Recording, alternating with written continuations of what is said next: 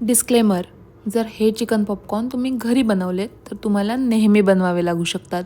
एका बोलमध्ये घेऊया क्यूबमध्ये कट केलेलं बोनलेस चिकन. त्यामध्ये घालूया मीठ, विनेगर, पेरी पेरी मसाला, रेड चिली सॉस, आलं लसूण पेस्ट आणि रेड चिली पावडर. यामध्ये घालूया ब्लॅक पेपर आणि छान मिक्स करून घेऊया. तासाभरासाठी मॅरिनेट होण्यासाठी बाजूला ठेवून देऊया.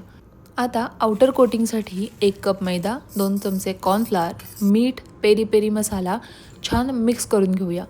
मॅरिनेट केलेले हे चिकन क्यूब्स त्यामध्ये छान घोळवून एका चाळणीच्या मदतीनं एक्सेस पीठ बाजूला करून बर्फाच्या थंड पाण्यामध्ये 2 ते 3 सेकंद डिप करूया. पुन्हा एकदा कोरड्या पिठामध्ये छान कोट करून कडकडीत तेलामध्ये छान गोल्डन ब्राऊन कलर येईपर्यंत तळून घेऊया. रेडी आहेत आपले चिकन पॉपकॉर्न.